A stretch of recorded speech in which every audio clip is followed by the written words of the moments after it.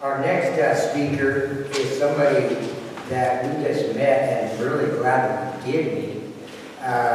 She is, I gotta say, tenacity and perseverance is what I see, and that's definitely what I feel. Could you please give a warm welcome to Alexandra Kriz, the Phoenix Nest.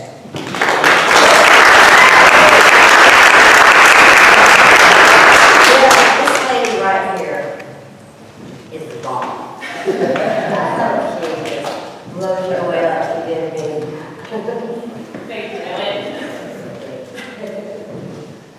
My name is Alexandra. I'm a resident of Chico, California, and before the campfire, I was a dog groomer, still am. I have 2 children at my home, and I identify myself as a veteran, a survivor, small business owner, and a mother. In the wake of the campfire, at about, it was 4 days ago, a friend called me and he told me that there were children out at Walmart that did not have oxygen masks on, and that there was nothing happening with the people that were out there. There was nobody helping them. People were out feeding them, and they were giving them stuff.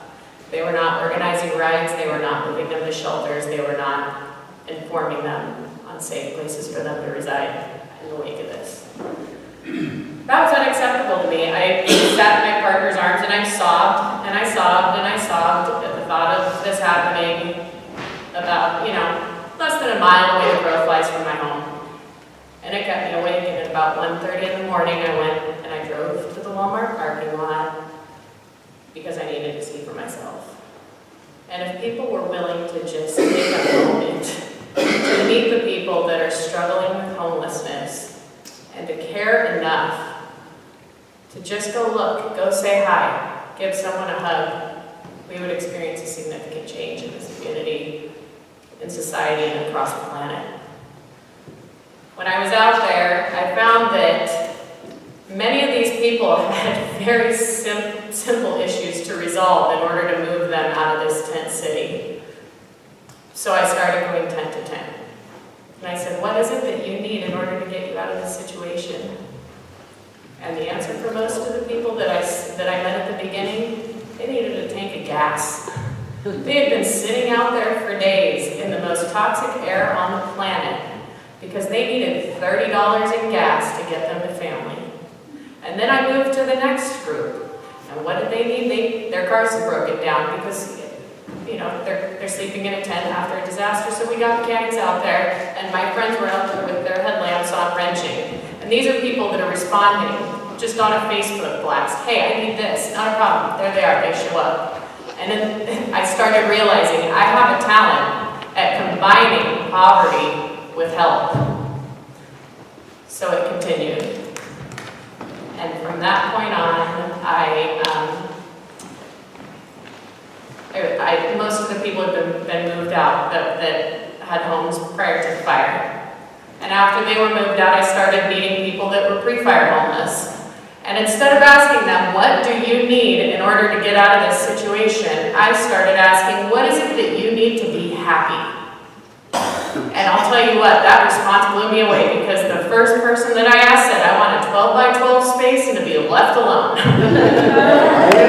Now, how hard is it to give somebody a 12 by 12 space and to leave them the hell alone? Because I'll tell you what, I could build one for less than $2,000, and we have got plenty of funding. When I see a $23 billion surplus in this state and we have people that are without shelter, that is absolutely unacceptable.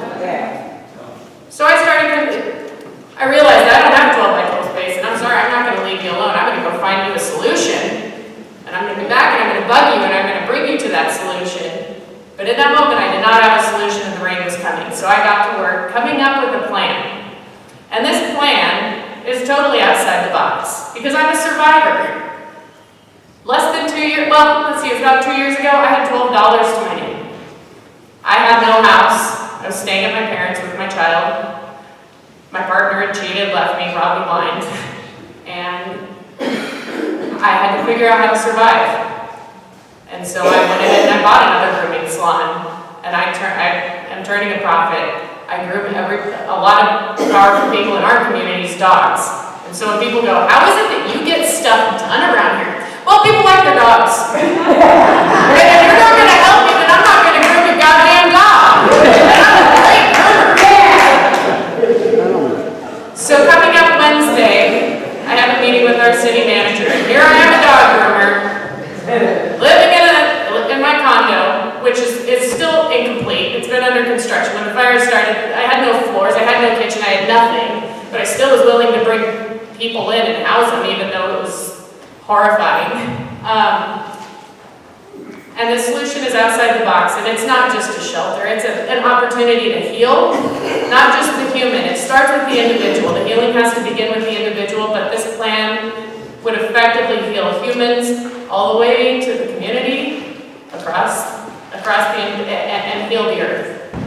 And at this point in time, I think that we do not have any other option but to look at the fact that we have been asleep as a society.